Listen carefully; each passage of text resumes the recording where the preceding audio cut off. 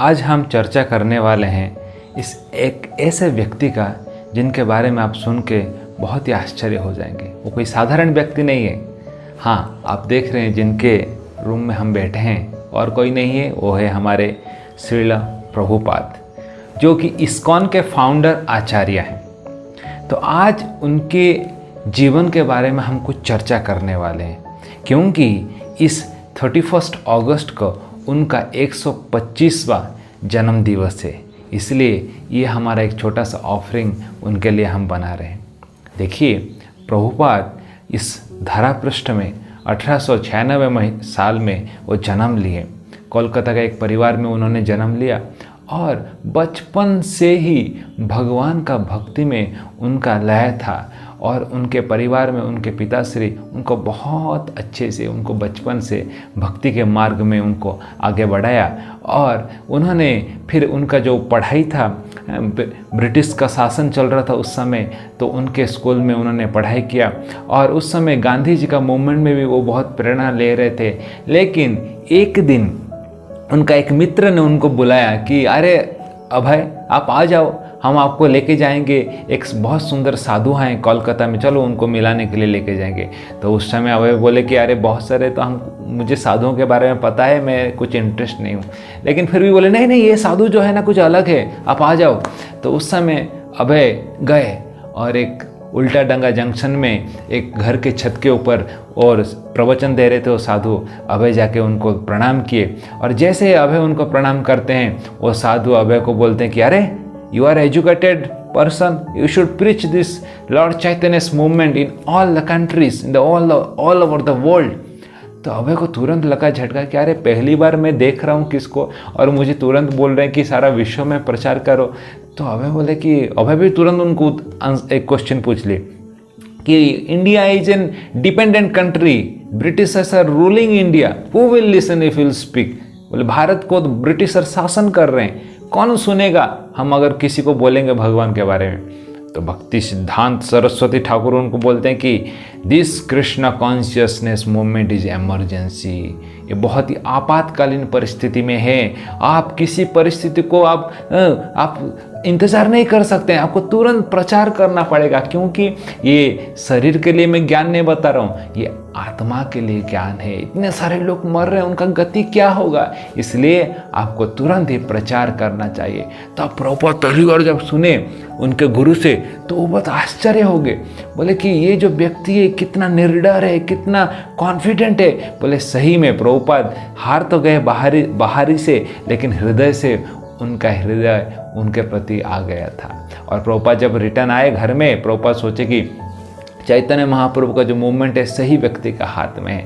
तो ये हुआ था 1922 में हुआ था, और तब से प्रभुपाद ठान लिया कि ये जो व्यक्ति है भक्ति सिद्धांत सरस्वती ठाकुर, ये इनको उन्होंने गुरु मान लिया था। और थोड़ा समय के बाद 1933 में उन्होंने भक्ति सिद्धांत सरस्वती ठाकुर से दीक्षा प्राप्त कर लिया, प्रामाणिक शिष्य उनके बन गए। और तब से वो उनको सेवा करने का हमेशा अपने मन में सोचते थे। और जब उनको मिले तो भक्ति सिद्धांत सरस्वती ठाकुर उनको दो चीज़ बोले। एक तो बोले कि मैं जब भी आपके पास पैसा आएगा, कुछ धन राशि आएगा, आप पुस्तक वितरण करो और भगवान का मंदिर निर्माण करने में सहायता करो। तो हमेशा देखिए दो चीज़ उनके मन में चलते रहता था, कैसे मैं करूं, व्यवसाय में का बुद्धि एक कुरु नंदन। तो फिर धीरे धीरे उनका गृहस्थी परिवार में आगे बढ़ते रहे और उनका बहुत बड़ा बिजनेस का व्यापार था। मेडिसिन, जो फार्मास्यूटिकल मेडिसिन का व्यापारी करते थे, बिजनेस करते थे। और धीरे धीरे जब वो उनका 1950 हो गया, तब उन्होंने पारिवारिक जीवन से वानप्रस्थ ले लिया। आपको पता रहेगा ब्रह्मचारी आश्रम रहता है, फिर वानप्रस्थ, ब्रह्मचारी, गृहस्थ, वानप्रस्थ, संन्यास, 4 आश्रम रहते हैं। तो गृहस्थ आश्रम के बाद उन्होंने वानप्रस्थ आश्रम 1950 में ले लिया, जब उनके बच्चे बड़े हो गए थे। और तब वो भारत में प्रचार करने के लिए बहुत प्रयास किया, लेकिन प्रयास करने के बावजूद समय उनका साथ नहीं दे रहा था। तो फिर उन्होंने झांसी में लीग ऑफ डिवोटी बनाए, लेकिन फिर उधर भी इतना सफलता मिला नहीं। तो फिर उधर से वो चले गए, हमारे वृंदावन धाम चले गए। और वृंदावन धाम में वो लगभग 10 साल रुके। 1955 टू 1965 10 साल रुके। और जहाँ पर मैं अभी आपको कथा कर रहा हूँ, ये है राधा दामोदर मंदिर के प्रभुपाद का क्वार्टर। तो इस जगह पर जो कि हम गोवर्धन इको विलेज में वहाँ का जो सेम वृंदावन धाम यहाँ पर बनाए हैं, गुप्त वृंदावन, तो ये रूम आप देख सकते हैं। वृंदावन में भी जाएंगे तो आपको ऐसा ही देखने को मिलेगा। इस रूम में प्रभुपाद 10 साल रुके। 10 साल में उन्होंने देख सकते हैं आचार्यों को पूरा कमेंट्री है, भागवतम पहला स्कंद से लेकर 12वां स्कंद, इस आचार्यों का संस्कृत में जो कमेंट्री है सबको पढ़ के उसका सार को भक्ति वेदांत परपोट उन्होंने दिया। श्रीमद् भागवतम जो पहला वॉल्यूम है, पहला स्कंद है, उसको 3 वॉल्यूम में उन्होंने पहली बार इतिहास में कोई व्यक्ति संस्कृत भाषा से अंग्रेजी भाषा में ट्रांसलेशन करके इस भागवत का ज्ञान को यहाँ पर प्रकट किया। ये जो स्तरी है, यहाँ पर प्रभुपाद ने खुद को प्रिपेयर किया, खुद को तैयार किया सारा विश्व में प्रचार करने के लिए, जो कि उनका गुरु का आदेश था। तो यहाँ पर उन्होंने 10 साल रुक के राधा दामोदर जो कि रूप गोस्वामी का समाधि है, पीछे आप देख सकते हैं, हर रोज उनको प्रार्थना करते थे, उनका कृपा को याचना करते थे यहाँ पर, कैसे मेरा गुरु का जो आदेश है उसको सारा विश्व में मैं पूर्ण करूँ, सफलता लाऊं। तो उनको कृपा याचना करके यहाँ पर प्रभुपाद ने बहुत सारा कृपा संग्रह किया।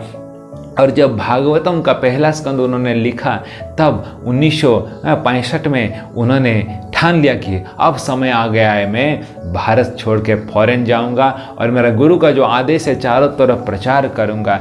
लेकिन उनके पास ना पैसा, ना उनके पास कुछ कांटेक्ट, कुछ नहीं था। तो उन्होंने बॉम्बे आए। बॉम्बे में एक कांटेक्ट उनको मिलता है, सिंधिया कंपनी जहाज़ जो चलता था, उनका जो मालकिनी थे सुमति मोरारजी, उनको मिलते हैं और बोलते हैं आपका तो जहाज़ हमेशा जाता है, अमेरिका जाता है, मुझे एक टिकट वहाँ पर दे दीजिए ना, मैं अमेरिका जाकर प्रचार करना चाहता हूँ। तो सुमति मोरारजी वो बहुत एल्डरली लेडी थी, मदरली फिगर थी, तो उन्होंने बोला कि अरे क्यों जाएंगे, उधर जाएंगे तो मर जाएंगे, इतना ठंडी है। और उस समय प्रभुपाद का आयु हो जाता है 69, 70 साल के आयु में। सोच सकते हैं लोग 70 साल के आयु में रिटायर्ड होकर सेटलमेंट होने का प्लान करते हैं, और प्रभुपाद 70 साल के आयु में भारत छोड़ के विदेश जाके प्रचार करने का सोच रहे हैं। तो सुमति मोरारजी बोलते हैं मत जाइए, आप भारत में प्रचार कीजिए, मैं आपको सब सहायता करती हूँ। तो प्रभुपाद बोले नहीं नहीं, गुरु का आदेश से मुझे जाना है, कृपया सहायता कीजिए। तो प्रभुपाद का इच्छा दे के लास्ट में सुमति मोरारजी उनको एक टिकट देती जहाज में। तो जलदूत बोल के जहाज है वो 1965 में प्रभुपाद उसको बोर्ड करते हैं और भारत छोड़ के निकलते हैं। तो साथ में सोचिए क्या है, साथ में उन्होंने जो भागवतम लिखा, ये देख सकते हैं पहला वॉल्यूम जो भागवतम लिखा है, पहला जो स्कंद 3 वॉल्यूम है, उसका 200 कॉपी एक ट्रंक में वो लिए और 40 रुपया मात्र उनके पास था, बस इतना ही था। और उनको एक स्पॉन्सर से मिल गया था, एक गोपाल अग्रवाल जो हैं उनका एक, जो कि वृंदावन में एक साधु को मिले थे, उन्होंने उनका एक बेटा जहाँ रहते हैं पेंसिल्वेनिया में, उन्होंने 1 महीने का उनको स्पॉन्सर दिया था, इसलिए वो कांटेक्ट में जा रहे थे। और भारत छोड़ के जैसे ही निकल गए जहाज़ में, पहली बार तो प्रभुपाद कभी जहाज़ में चढ़े नहीं थे, पता नहीं था जहाज़ में कैसे यात्रा करते हैं, कैसे लगता है।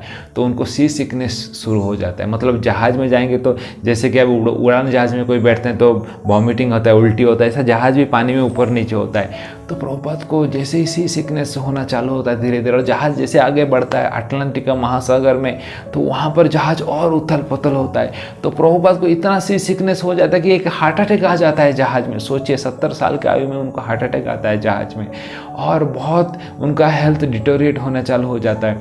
और थोड़ा समय के बाद आगे जाते हैं तो दूसरा हार्ट अटैक हो जाता है, और तो प्रभुपाद बहुत सीरियस हो जाते हैं, खाना पीना सब छोड़ देते हैं। और तब प्रभुपाद को रात में एक सपना आता है। क्या सपना आता है? उस सपने में आते हैं भगवान कृष्ण आते हैं। कृष्ण सपने में आके प्रभुपाद को बोलते हैं बस अभी तुम कुछ भी आप चिंता मत करो, आपका जीवन का उत्तरदायित्व तो मैं अभी ले रहा हूँ हैं। और कृष्ण के साथ जितने सारे अवतार हैं सब अवतार आते हैं और प्रभुपाद को बोलते हैं कि बस अभी आपका जहाज़ का हम रक्षा कर रहे हैं, आप चिंता मत करो। और जैसे ही प्रभुपाद सपने में देखते हैं उन सबको, तो बाहर का जो भी साइक्लोन चल रहा होता है, जो भी हवा चल रहा होता है, सब शांत हो जाता है धीरे धीरे। और फिर प्रभुपाद अमेरिका पहुँचते हैं। तो जो कैप्टन रहते हैं पांड्या, वो बोलते हैं कि प्रभुपाद पहली बार इतिहास में ऐसा हमने देखा कि अटलांटिका महासागर इतना शांत है, तो कृपा करके आप हमें रिटर्न भी हमारे जहाज़ में आइए ताकि हमको एक अच्छा जर्नी मिले। तो प्रभुपाद अमेरिका में पहुंचते हैं। प्रभुपाद बोलते हैं मैं जब अमेरिका में पहुंचा ना, मुझे पैर बाएं तरफ रखूं या दाएं तरफ रखूं मुझे पता नहीं था। सोचिए, नया कल्चर है, लोग नए हैं, लोगों को पता नहीं है, ये किसी को जानते नहीं है, लेकिन ऐसा देश में प्रभुपाद अपने जान को जोखिम में डाल के प्रचार करने के लिए, हम लोग को उद्धार करने के लिए प्रभुपाद अमेरिका में पहुंच गए। और सोचिए 1965 में जब अमेरिका में पहुंचते हैं तो प्रभुपाद बोलते हैं मुझे कुछ पता नहीं था कल्चर के बारे में, लेकिन देखिए प्रभुपाद कैसे लोगों को आकर्षण करते हैं। अमेरिका में टॉम्स्किन पार्क बोल के एक नाम का एक पार्क है, वहाँ पर आज भी आप जाएंगे तो एक पेड़ है हरे कृष्णा ट्री, गवर्नमेंट उसको हरे कृष्णा ट्री मान्यता दिया है और उसको प्रोटेक्ट किया है। तो एक पेड़ रहता है, उस पेड़ के नीचे प्रभुपाद बैठ जाते हैं और बैठ के प्रभुपाद भगवान का नाम कीर्तन करना शुरू कर देते हैं। हरे कृष्णा कृष्णा कृष्णा हरे हरे, हरे राम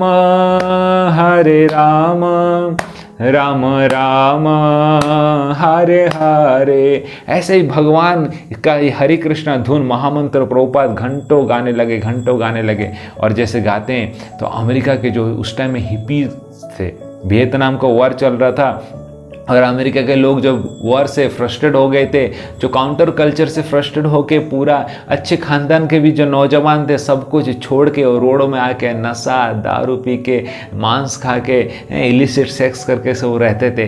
तो जब वो प्रभुपाद का ये कीर्तन सुने, सब ऐसे हिप्पीज आके प्रभुपाद को घेर गए और सब आश्चर्य से प्रभुपाद का धुन सुन रहे हैं। और देखिए भगवान का नाम में इतना महिमा है, अपने आप उनका जो हृदय आकर्षित हो गया।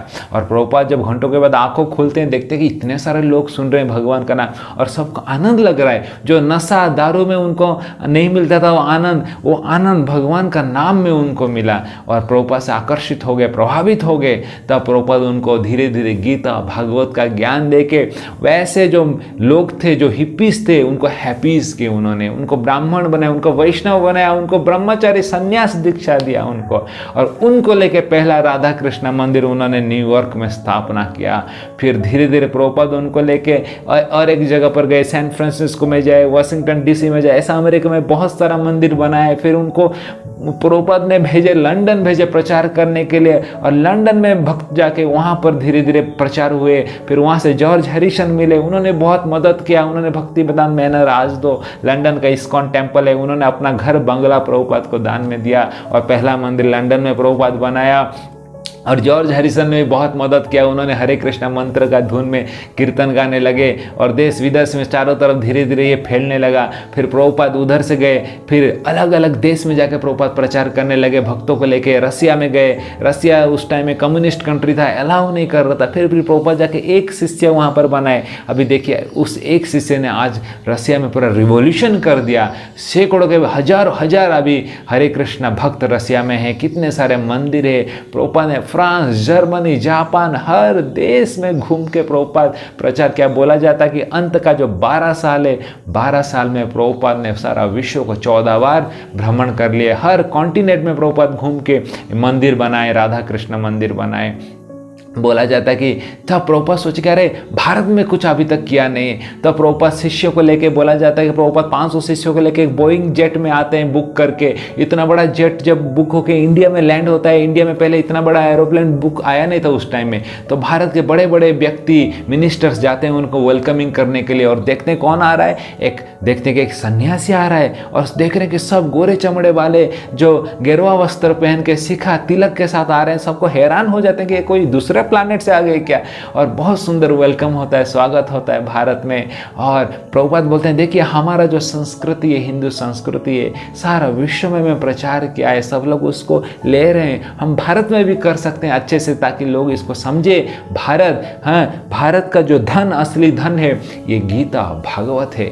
फिर धीरे धीरे प्रभुपाद को बॉम्बे का जुहू एरिया में एक लैंड मिलता है, वहाँ पर सुंदर सा मंदिर बनाता है, राधा रास बिहारी। फिर नवद्वीप धाम कलकत्ता मायापुर में लैंड मिलता है, वहाँ पर सुंदर सा इस्कॉन मायापुर मंदिर बनाता है, चंद्र उदय मंदिर। फिर आगे जाकर वृंदावन में उनको जगह मिलता है, वहाँ पर कृष्ण बलराम मंदिर बनाते हैं। इस तरह प्रभुपाद भारत में ये 3 मुख्य मंदिर बनाता है। तो प्रभुपाद ऐसे बनाते बनाते हैं उनका उम्र भी हो गया था। 1977 में प्रभुपाद वृंदावन में जाते हैं और वृंदावन कृष्ण बलराम मंदिर में प्रभुपाद रह के वहाँ पर भागवत का ट्रांसलेशन कर रहे थे। और जीवन का अंत समय में प्रभुपाद जब आया तब खाना पीना सब कुछ छोड़ के, सोचिए बिस्तर में लेटे हैं और भागवत का प्रवचन का ट्रांसलेशन वो कर रहे हैं। और पूरा अंत समय तक अगर आप उनका वीडियो देखेंगे तो भागवतम का ट्रांसलेशन कर रहे हैं, करते करते चारों तरफ भक्तों का कीर्तन गूंज चल रहा है। सुनते सुनते प्रभुपाद अपना शरीर त्याग करके चले गए। तो देखिए प्रभुपाद ने क्या देन दिया है। प्रभुपाद ने भक्ति वेदांत बुक ट्रस्ट दिया है, जहाँ पर अभी भी ये एक वर्ल्ड का सबसे बड़ा स्पिरिचुअल बुक ट्रस्ट है, जहाँ पर स्पिरिचुअल बुक्स प्रिंट होता है। प्रभुपाद ने गवर्निंग बॉडी कमिटी बनाया, जो कि उनका गुरु का इच्छा था, जीवीसी बनाया, जहाँ पर सारे मुख्य जो भक्त हैं वो सारा इस्कॉन को चलाते हैं। इस तरह प्रभुपाद ने भक्ति वेदांत इंस्टीट्यूट बनाया, जहाँ पर एक वैज्ञानिक रूप से प्रचार होता है इस माध्यम को। ऐसे प्रभुपाद ने फूड फॉर लाइफ बनाया, जहाँ पर सारा विश्व में जो भी खाने को जिनको मिलता नहीं, प्रसाद वितरण होता है लाखों के पैमाने में। ऐसे कितना सारा प्रभुपाद ने शुरू किया प्रोजेक्ट। आज के तारीख में प्रभुपाद जब गए 108 मंदिर उन्होंने बना दिया था। बोला जाता कुल मिला के 300 अगर आंकड़ा में मंदिर बनाए थे, स्कूल्स बनाए थे, गुरुकुल्स बनाए थे, फार्म हाउसेस बनाए थे। ऐसा बहुत सारा चीज़ प्रभुपाद शुरू करके चले गए थे। और प्रभुपाद जाने के बाद उनके जो शिष्यगण हैं, आज के तारीख में 600 से भी ज़्यादा मंदिर बन चुका है। और इस इस्कॉन संस्था को वो आगे बढ़ा रहे हैं गुरु परंपरा में। तो ये था एक छोटा सा एक विवरण मैं तो इनका जो बायोग्राफी है वो बोलने का असमर्थ हूँ, फिर भी एक प्रयास किया, क्योंकि भक्तों का इच्छा था कि कुछ एक उनके बायोग्राफी जो कि आ रहा है 125वां उनका जन्मदिन आ रहा है 31 अगस्त में, थोड़ा कुछ हम उनका ऑफरिंग दें और बताएं। इसके लिए एक छोटा सा प्रयास किया। आप लोगों को कैसा लगा और कमेंट नीचे लिख के बताइए ताकि हमको पता चले। और भी अगर आपका कुछ प्रश्न रहेगा उनके बारे में जानने के लिए आप कमेंट सेक्शन में लिख सकते हैं। हरे कृष्ण।